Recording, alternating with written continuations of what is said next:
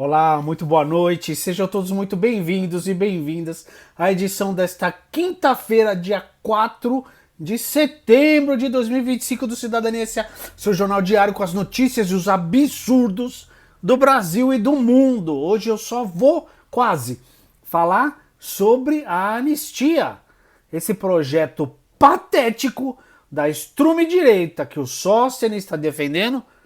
Malafaia se encontrando com Tarcísio, a marionete sempre muda, mas a mão que vai no rabo dela é sempre do Malafaia, não é mesmo? E o governo federal trabalhando para o povo, enquanto um lado trabalha para soltar e salvar vagabundo criminoso, o outro lado trabalha pelo povo brasileiro, tá bom? Antes de eu ir para as notícias, muito importante, deixe seu like, se inscreva no canal, deixe seu like, se inscreva no canal. Vamos lá, falar de anistia. Anistia de Sóstenes, sempre o Sóstenes, do PL, o Partido dos Larápios, né? Escancara impasse no Congresso e confronta a articulação de Alcolumbre, que também é daquele jeito lá, né? A proposta de anistia, a reportagem do Kleber Lourenço do ICL está aqui na descrição do vídeo, tá? Então, essa proposta apresentada pelo Sóstenes Cavalcante do Partido dos Larápios do Rio de Janeiro aprofundou a crise em torno do tema e expôs de vez a divisão entre Câmara e Senado. Lembrando que o Alcolumbre quer apresentar um texto de autoria dele, onde, na teoria, diminuiria as penas daquele bando de vagabundo que quebrou tudo na Praça dos Três Poderes no 8 de janeiro e aumentaria a pena de quem mandou, dos articuladores, desse povo que está sendo julgado agora pelo STF. Essa é a ideia do Alcolumbre.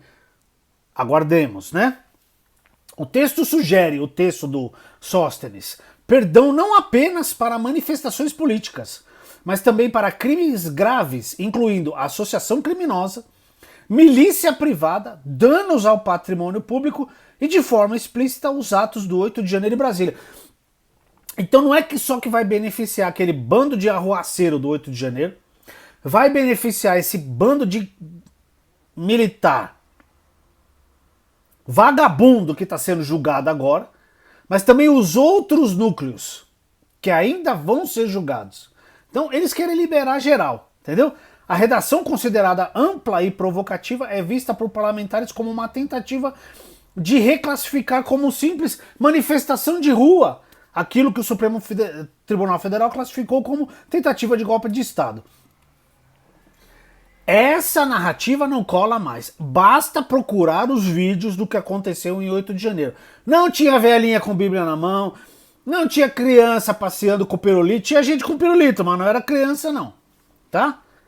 O próprio Sóstenes tratou de reduzir o preço da iniciativa, afirmando, aspas aqui pro Dignício, eu tenho esse texto como uma possível sugestão inicial ao futuro relator. Mas o bicho já tá pegando por conta desse texto aí. No Senado, a reação tem sido de rejeição. O senador Fabiano Contarato, do PT do Espírito Santo, foi categórico ao classificar como inaceitável qualquer anistia ampla. Falar em anistia para quem atentou contra o Brasil é um grave desrespeito ao povo brasileiro e à nossa Constituição.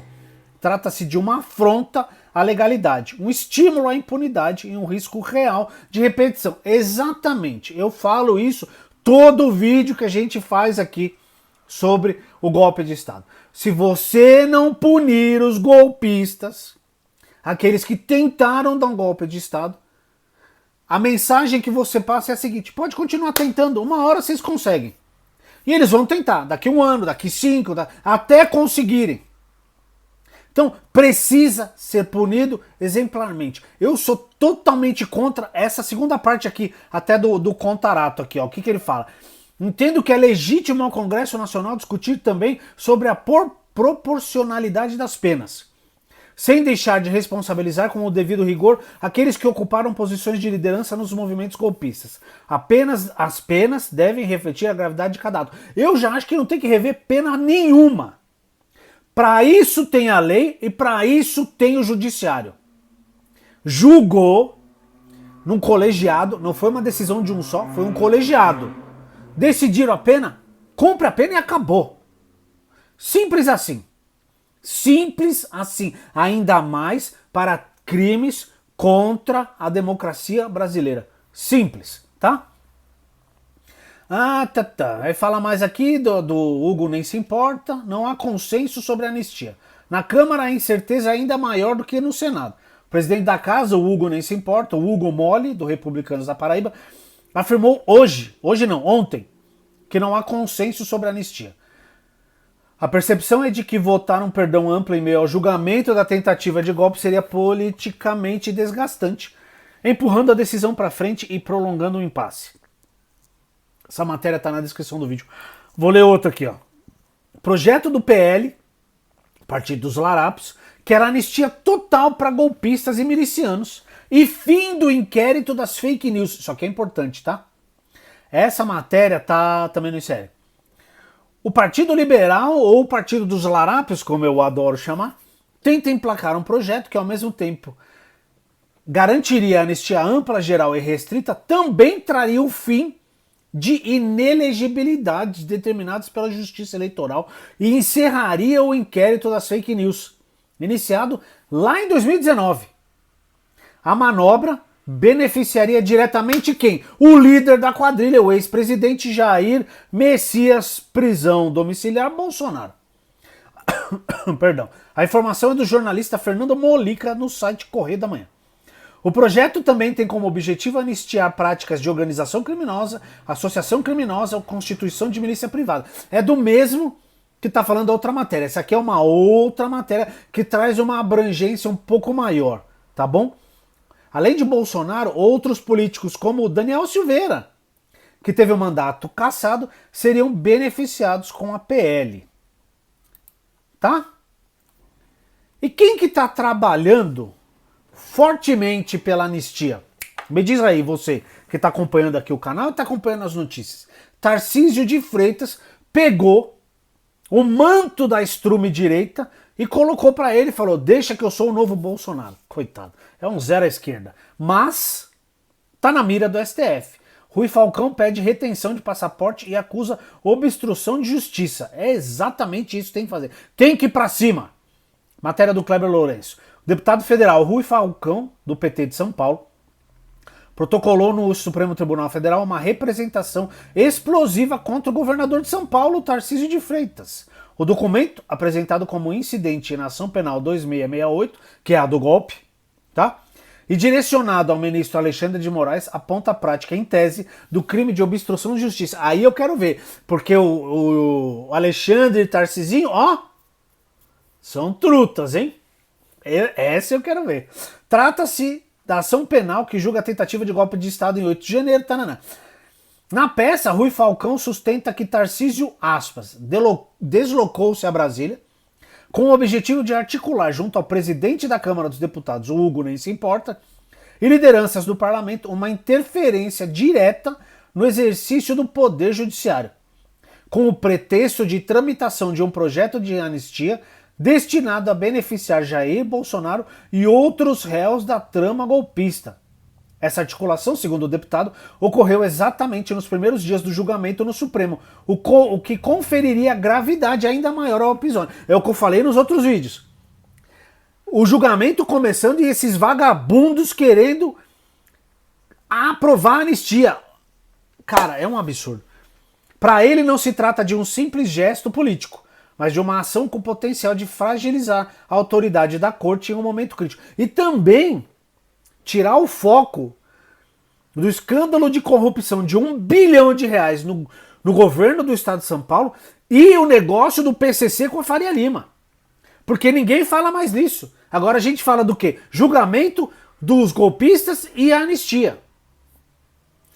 Tira o foco daquilo lá, porque se for fundo vão achar o Tarcísio lá no meio. Tira o foco daquilo e traz para anistia. Nada é por acaso na política brasileira. Nada, tá? A representação frisa que, aspas, não se trata de ato político isolado, mas de tentativa explícita de influenciar um processo jurisdicional em andamento. O deputado ainda aponta a existência de um padrão de comportamento. Segundo a representação, Tarcísio já teria atuado anteriormente para tentar interferir em decisões judiciais quando, aspas, buscou aval do STF para que Bolsonaro pudesse deixar o país antes do julgamento. Episódio noticiado pelo Estadão. Lembra que ele pediu para deixar o Bolsonaro ir lá falar com o Trump? Rapaz. Tarcísio, vou te falar. Então tá aqui a matéria, tá? Na descrição do vídeo. Duas do governo federal, Luiz Inácio Lula da Silva. Lula cita risco de anistia, diz que direita tem muita força e fala em batalha no Congresso. Ele falou coisa bem importante aqui, tá? Matéria do Arthur Burigo e da Catarina Scortetti, da Folha Press. Em conversa com lideranças e influenciadores da periferia em Belo Horizonte, grande Belo Horizonte, o presidente Lula mencionou o risco de anistia ao falar sobre o Congresso Nacional e defender a eleição de mais representantes de comunidades periféricas. É o que eu sempre falo aqui, vote em pessoas que sejam parecidas com você, que sejam da sua realidade, que defendam aquilo que você acredita e aquilo que você precisa, tá? Aspas aqui para o presidente. O Congresso tem ajudado o governo. O governo aprovou quase tudo que o governo queria. Mas a extrema-direita, eu vou corrigir aqui o presidente, a extreme-direita tem muita força ainda. Então é uma batalha que tem que ser feita também pelo povo. Também pelo povo. Líderes do Centrão e da oposição articulam no Congresso um projeto, tá, que eu já falei nas outras matérias, de anistia. Segundo o governo federal, muito bem. Lula pede cobrança. O presidente disse que até o fim do mandato o governo precisa saber o que está funcionando e o que precisa ser corrigido. Aspas para ele. Se vocês não cobrarem, a gente pensa que as coisas estão bem. Não tem problema criticar, falar mal. Não quero que vocês sejam chapa branca. Quero que vocês sejam verdadeiros, disse ele. Ele também defendeu que haja representantes da periferia no Congresso Nacional. Temos 2 deputados do MST e temos 240 ruralistas. Como é que a gente vai aprovar as coisas? Exatamente, presidente. Sabe qual é o maior castigo de quem não gosta de política? É ser governado por quem gosta. E se quem gosta é indiferente, a gente vai continuar padecendo, disse ele. A democracia é uma coisa extremamente importante, embora muitas vezes a gente não sinta a democracia trazer benefício para nós. Porque a democracia não é só o direito de votar. Também é o direito de governar, direito de dar palpite, de fazer sugestão, de apresentar reivindicação, de ajudar a governar. Porque muitas vezes quem sabe fazer as coisas não é o governo, são vocês, disse ele apontando para o povo que estava lá. Tá? Essa parte que ele disse aqui é muito importante. Depende do povo. Do povo. Lembrando que nós teremos manifestações em defesa da democracia, contra a anistia, em favor da isenção do imposto de renda, da taxação dos super ricos, no domingo, dia 7 de setembro. Eu vou trazer aqui amanhã, no vídeo de amanhã, vou fazer outro no sábado também, falando os lugares e os horários dessas manifestações. É muito importante que a gente vá a essas manifestações. Vai ter pelo Brasil todo, tá? E eu disse que eu ia trazer que o governo está trabalhando para o povo. Nesse evento, o Lula foi fazer o que lá? O Lula lança hoje novo programa Gás do Povo. O governo federal apresentou hoje, quinta-feira, uma reformulação no Auxílio Gás, agora batizado de Gás do Povo. A iniciativa deve atender 15 milhões e meio de famílias de baixa renda em todo o país e promete alterar a forma de acesso ao benefício.